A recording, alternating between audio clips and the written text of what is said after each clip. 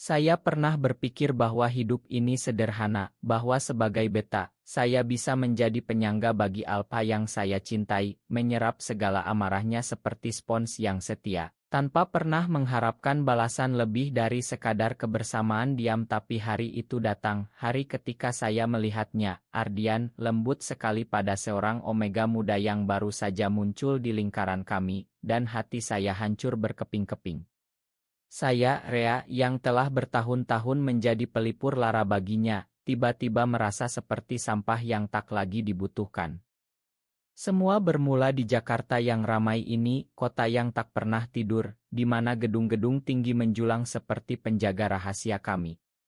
Saya bertemu Ardian pertama kali di sebuah kai kecil di kawasan Menteng saat kami masih mahasiswa. Dia Alpha sejati, tinggi tegap dengan aura yang membuat orang-orang mundur secara tak sadar, eromonnya kuat seperti badai yang mendekat. Saya, beta biasa, tak punya eromon yang menonjol, tapi entah bagaimana, dia memilih saya sebagai teman dekatnya. Kau tenangkan aku, Rea, katanya suatu malam saat amarahnya meledak karena tekanan pekerjaan. Saya diam saja, membiarkan dia memeluk saya erat, menyerap ragenya yang membara. Dalam hati, saya bertanya-tanya berulang kali, mengapa saya rela begini? Apakah karena cinta yang tak terucap ini? Sejak pertama melihatnya, saya tahu saya jatuh. Tapi di dunia kita, Alpha selalu ditakdirkan untuk Omega yang lembut, yang bisa menenangkan root mereka dengan head alami. Beta seperti saya hanya penonton atau paling banter, pacier sementara. Saya tahu itu, tapi saya tetap bertahan. Setiap malam, saat dia pulang marah karena meeting gagal atau keluarga menekan, saya ada di sana. Di apartemen kecil kami di Sudirman, saya biarkan dia mencurahkan segalanya, kata-kata kasar, pelukan kasar, dan saya balas dengan kelembutan yang saya simpan hanya untuknya. Tapi konflik dalam diri saya semakin dalam. Mengapa saya tak pernah berani bilang? Takut ditolak. Atau takut kehilangan posisi ini meski hanya sebagai bayangan. Saya sering sendirian di balkon, memandang lampu-lampu kota yang berkelip, bertanya pada diri sendiri, apakah ini cinta atau hanya ketergantungan. Ardian tak pernah tahu betapa saya menderita melihatnya berinteraksi dengan orang lain, terutama saat eromonnya bereaksi pada Omega di sekitar kami. Saya pura-pura tak peduli, tapi setiap kali hati saya seperti ditusuk. Hari-hari berlalu dengan rutinitas yang menyiksa. Pagi-pagi kami sarapan bersama, dia cerita tentang proyek di kantor, saya dengar sambil tersenyum. Siang, kami bertemu di kai dekat Oice, berbagi cerita kecil. Malam, saat rutinnya mulai mendekat, karena Alpha seperti dia punya siklus, saya menjadi pelampiasan. Bukan dengan cara kasar yang melanggar batas, tapi dengan kehadiran saya yang menangkan. Saya tahu dia menghargai itu, tapi apakah itu cukup? Suatu sore hujan deras mengguyur Jakarta, kami berlindung di sebuah warung kopi tua di Kemang. Dia cerita tentang masa kecilnya di Bandung, bagaimana ayahnya, Alpha dominan, selalu menuntut kesempurnaan. Kau beda, Rea. Kau tak menuntut apa-apa, katanya, matanya menatap saya dalam. Saat itu hati saya berdegup kencang. Apakah ini saatnya? Tapi saya diam saja, takut merusak keseimbangan rapuh ini. Konflik semakin menggerogoti. Saya mulai merasa lelah menyerap amarahnya tanpa balasan. Setiap kali dia marah pada dunia, saya yang menjadi sasaran, meski tak langsung. Kenapa hidup ini selalu menyulitkan Alpha seperti aku, keluhnya. Saya ingin bilang, karena kau tak pernah lihat beta seperti aku yang mencintaimu diam-diam, tapi kata-kata itu tertahan di tenggorokan. Lalu muncul dia, Raka, Omega muda yang baru pindah ke Jakarta dari Yogyakarta. Eromonnya manis seperti bunga melati, lembut dan menggoda. Pertama kali bertemu di pesta kantor, saya lihat mata Ardian berubah. Dia yang biasanya keras, tiba-tiba tersenyum lebar, suaranya melunak. Kau dari Jogja ya? Cerita dong tentang sana, katanya pada Raka, sementara saya berdiri di pojok, memandang dengan hati yang perih. Malam itu pulang ke apartemen, Ardian tak banyak bicara. Tapi saya tahu eromon Raka telah menyentuhnya. Saya berbaring di kamar sebelah, mendengar napasnya yang tak tenang. Dalam hati, saya bergolak, apakah ini akhir dari peran saya sebagai paciirnya? Apakah saya harus mundur sebelum semakin sakit? Hari berikutnya, saya melihat mereka berdua di kai yang sama tempat kami dulu bertemu. Ardian tertawa lepas, tangannya menyentuh lengan Raka dengan lembut yang tak pernah dia berikan pada saya. Hati saya seperti diremas. Saya mundur pelan, tak ingin mereka lihat. Di jalan raya Jakarta yang macet, air mata saya jatuh tanpa suara. Saya pernah berpikir saya kuat, tapi ternyata tidak. Cinta ini telah menjadi racun yang perlahan membunuh saya dari dalam. Apakah saya akan terus bertahan, atau akhirnya memutuskan untuk bebas? Rasa sakit itu semakin dalam, seperti luka yang tak pernah kering, setiap kali saya ingat senyum Ardian untuk Raka. Saya, Rea, yang telah menjadi bagian dari hidupnya bertahun-tahun, kini merasa seperti orang asing di rumah sendiri. Konflik batin ini menggerogoti hari-hari saya, membuat saya sering terjaga malam, memandang langit-langit apartemen sambil bertanya, mengapa saya tak pernah cukup baginya. Setelah hari itu, Ardian mulai sering cerita tentang Raka. Dia beda, Rea. Lembut sekali, eromonnya bikin tenang, katanya santai, tanpa sadar betapa kata-katanya seperti pisau. Saya tersenyum paksa, bilang le bagus dong, tapi dalam hati, saya berteriak, dan aku. Aku yang selalu ada saat kau marah, saat perutmu membara, aku yang menyerap segalanya tanpa keluh. Saya mulai menghindari mereka. Di kantor, saya pilih meeting lain. Di rumah, saya keluar lebih lama, jalan-jalan sendirian di Ancol saat senja, memandang laut yang tenang sambil membayangkan jika saja saya Omega, mungkin dia akan lihat saya beda. Tapi kenyataan pahit, beta tak punya head yang menggoda, tak punya eromon manis yang menaklukkan Alpha. Suatu malam, Ardian pulang terlambat. Bau eromon Raka menempel di bajunya. Kami makan malam bareng, katanya bangga. Saya diam di dapur, memanaskan makanan tanpa bicara. Kau kenapa, Rea? Marah, tanyanya, suaranya mulai naik, amarah Alpha yang amiliar. Saya geleng kepala, tapi air mata hampir jatuh. Saat itu, dia peluk saya dari belakang, seperti biasa, mencari ketenangan. Tapi pelukan itu terasa berbeda, kosong. Dalam hati, saya bergumul hebat, apakah ini pengkhianatan? Dia tak pernah janji apa-apa pada saya, tapi tahun-tahun bersama ini, bukankah itu ikatan? Saya merasa dikhianati oleh takdir sendiri yang membuat saya beta, bukan Omega yang dia butuhkan. Hari-hari berikutnya semakin berat. Raka mulai sering datang ke apartemen. Mereka duduk di ruang tamu, tertawa tentang hal-hal kecil, sementara saya di kamar, mendengar segalanya. Eromon mereka bercampur, manis dan kuat, membuat udara terasa sesak bagi saya. Saya ingin marah, ingin bilang pergilah, tapi kata-kata itu tak keluar. Saya tetap jadi paciir, tapi kini untuk amarah yang tak lagi ditujukan pada saya, amarah karena Raka tak langsung balas perasaannya. Ardian mulai gelisah. Dia bilang butuh waktu, ceritanya pada saya suatu malam, kepalanya bersandar di bahu saya. Saya diam, membelai rambutnya seperti dulu. Tapi dalam hati ini ironis, aku yang selalu ada, tapi kau pilih yang baru muncul. Konflik semakin memuncak saat pesta ulang tahun teman kami di sebuah rotok bar di Sjem. Di sana, Ardian dan Raka menari pelan, mata mereka saling terkait. Saya berdiri di pojok, minum sendirian, hati seperti terbakar. Saat Ardian mendekat, bilang kau baik-baik saja, saya hampir pecah. Ya, jawab saya pendek, lalu keluar, naik taksi pulang sendirian. Malam itu, saya menangis di balkon, memandang Monas yang diterangi lampu. Mengapa cinta ini begitu menyakitkan? Saya cinta dia, tapi melihat dia bahagia dengan orang lain lebih sakit dari amarahnya yang saya serap bertahun-tahun. Keesokan harinya, saya putuskan untuk jujur. "Ardian, aku harus bicara," katanya saya saat sarapan. Dia angkat alis, "Apa?" Saya tarik napas dalam, tapi pintu berbunyi, Raka datang. Momen itu hilang lagi. Saya mundur, pura-pura sibuk. Rasa pengkhianatan semakin kuat.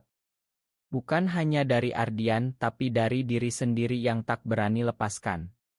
Saya mulai rencanakan pindah, mungkin ke Bandung jauh dari semua ini. Tapi hati masih ragu apakah saya bisa hidup tanpa dia. Suatu sore, hujan lagi mengguyur Jakarta. Ardian pulang basah kuyup, marah karena Raka tolak ajakannya. "Kenapa Omega seperti dia begitu sulit?" keluhnya, memeluk saya erat. Saya biarkan, tapi kali ini, air mata saya jatuh diam-diam. Ini akhirnya, pikir saya. Saya harus bebas. Sakit itu kini seperti badai yang tak reda, menghantam saya berulang kali hingga saya hampir tak kuat berdiri. Melihat Ardian semakin dekat dengan Raka membuat konflik batin saya meledak-ledak, seperti eromon alpa yang tak terkendali. Saya, Rea, yang telah jadi penenangnya begitu lama, kini merasa seperti boneka yang dibuang saat tak lagi berguna. Raka mulai sering menginap. Mereka bilangnya hanya ngobrol, tapi saya tahu lebih dari itu.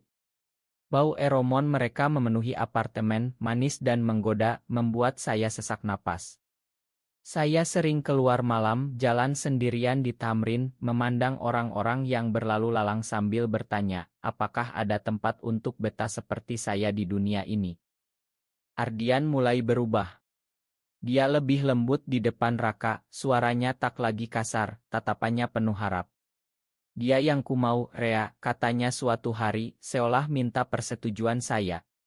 Saya tersenyum tipis, "Selamat ya," tapi dalam hati, dunia saya runtuh. Pengkhianatan itu terasa nyata kini, bukan hanya diam-diam, tapi terang-terangan. Saya mulai sakit isik. Migrain datang sering karena stres menumpuk. Dokter bilang nih istirahat, tapi bagaimana istirahat saat rumah sendiri jadi neraka?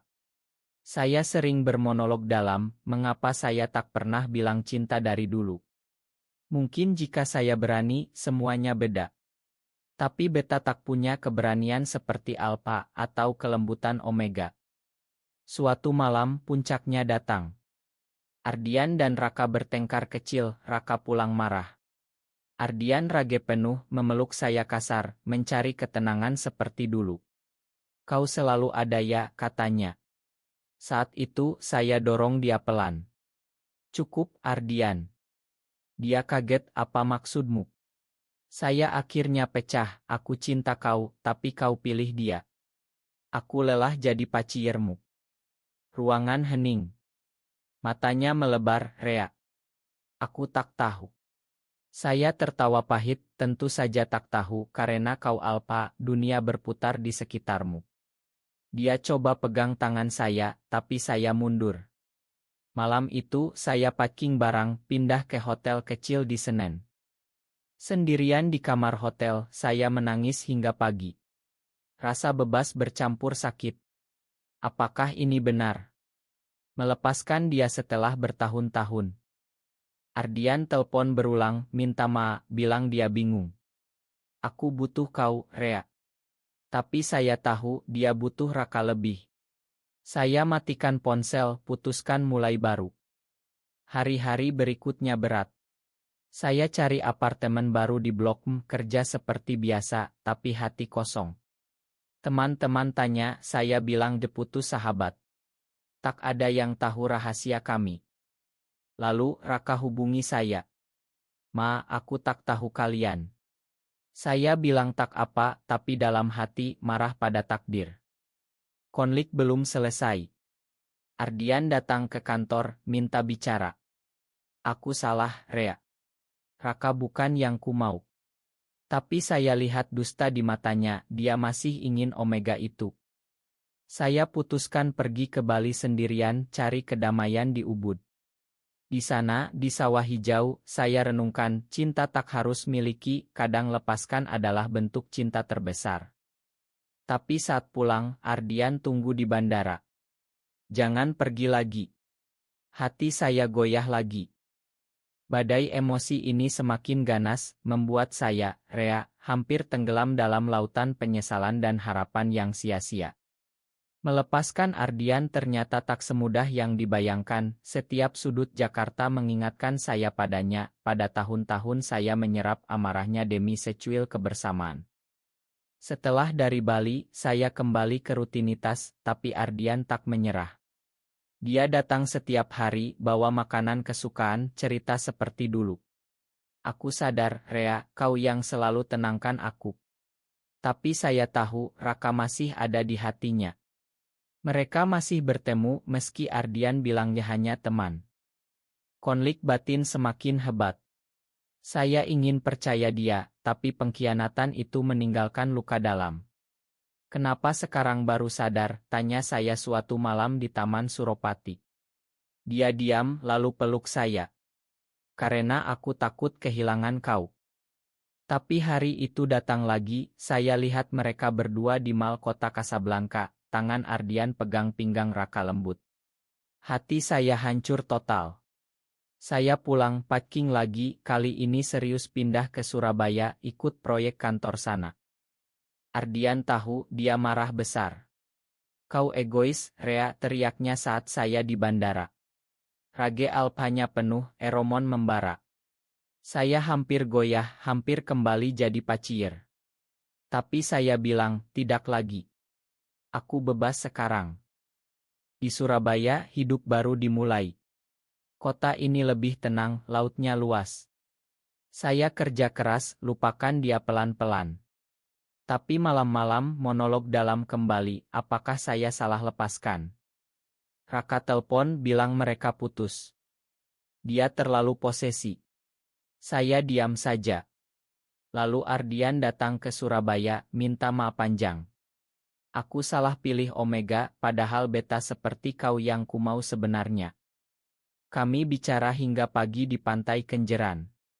Dia akui, Eromon Omega menggoda, tapi ketenangan dari beta seperti saya tak terganti. Makan aku, Rea. Hati saya luluh, tapi luka masih ada. Kami coba mulai lagi, tapi kali ini setara, tak lagi saya hanya penyerap amarah. Tapi konflik tak hilang. Keluarga Ardian tekan untuk cari Omega, masyarakat kita masih lihat Alpha Omega ideal. Kami sembunyi, tapi bahagia diam-diam. Suatu hari, Raka muncul lagi, minta Ardian kembali. Ardian tolak, tapi saya lihat ragunya. Pengkhianatan lama bangkit lagi. Saya putuskan konfrontasi akhir. Pilih sekarang, atau aku pergi selamanya. Emosi ini kini seperti api yang membakar habis segalanya, meninggalkan abu penyesalan yang pahit. Saya, Rea, tak sangka perjuangan ini akan begitu melelahkan, tapi demi hati yang telah terluka terlalu dalam, saya harus tegar. Konfrontasi itu terjadi di apartemen lama kami. Raka datang, air mata jatuh, bilang ja aku butuh kau, Ardian. Eromonnya memenuhi ruangan, membuat Ardian goyah. Saya lihat matanya berubah, insting Alpha bangkit. Rea, aku, katanya ragu. Saat itu hati saya mati. Sudah cukup, bilang saya tenang, ambil tas, keluar tanpa menoleh. Di jalan hujan deras lagi, seperti mencuci dosa kota ini. Saya nangis di taksi, tapi kali ini ada rasa lega. Saya bebas benar-benar. Ardian kejar, basah kuyup. Jangan pergi. Aku pilih kau, teriaknya. Tapi saya tahu itu karena Raka tolak saat headnya tak tertahankan sendirian. Saya pindah permanen ke Yogyakarta, kota tenang dengan budaya dalam. Di sana saya mulai hidup baru, kerja remote, teman baru. Tak ada Alpha, tak ada drama. Tapi Ardian tak berhenti hubungi. Surat, telepon, bahkan datang. Aku menyesal, Rea. Raka hanya godaan sementara. Saya hampir percaya, tapi luka terlalu dalam. Pengkhianatan itu mengajarkan cinta tak boleh satu arah. Suatu hari, saya bertemu seseorang beta lain, lembut dan pengertian. Kami ngobrol di Malioboro, tertawa tentang hidup. Untuk pertama kali, saya rasakan ketenangan tanpa beban. Ardian tahu dia marah lagi. Kau ganti aku cepat. Tapi saya bilang bukan ganti, tapi mulai baru. Konflik memuncak saat dia datang ke Jogja, Ruth penuh karena stres. Dia minta saya tenangkan seperti dulu. Saya tolak. Cari omegamu sendiri. Dia menangis, Alpa kuat itu menangis. Makan aku. Saya peluk dia sebentar, tapi lepaskan. Sudah cukup sakitnya. Kini setelah badai itu reda, saya, Rea, berdiri lebih kuat, meski bekas luka masih terasa. Melepaskan Ardian adalah keputusan tersulit, tapi juga terbijak, membawa saya pada kedamaian yang tak pernah kurasakan sebelumnya. Di Yogyakarta, hidup mengalir tenang. Saya sering jalan di Prawiro Taman, minum kopi sambil renungkan perjalanan ini. Dari pacier setia hingga manusia bebas, itu perubahan besar. Ardian akhirnya sadar. Dia putus total dengan Raka, Okus diri sendiri. Kami berteman lagi, tapi jarak jauh, hanya pesan sesekali. Kau benar, Rea. Aku butuh belajar menghargai beta seperti kau. Saya tersenyum baca pesannya. Pengkhianatan itu ajarkan kami berdua, cinta sejati tak berdasar eromon semata, tapi pengertian dalam. Saya temui cinta baru, dengan sesama beta yang paham perjuangan. Kami bangun hubungan setara, penuh tawa dan dukungan. Di Borobudur saat sunrise, kami janji saling jaga, tanpa drama alpha omega. Masyarakat masih sulit terima hubungan seperti kami, tapi kami tak peduli. Kami manusia, punya hak bahagia. Ardian akhirnya temui omega yang benar-benar cocok, tapi dia bilang pelajaran dari kau tak ternilai. Kami semua tumbuh dari sakit itu. Cinta meski pilu bawa pada penerimaan diri. Kini di Jakarta atau Jogja, saya bahagia. Bebas dari belenggu, saya jalani hidup dengan hati utuh. Cinta tak selalu miliki, kadang lepaskan adalah kasih terbesar. Dan dari situ kita temukan kedamaian sejati.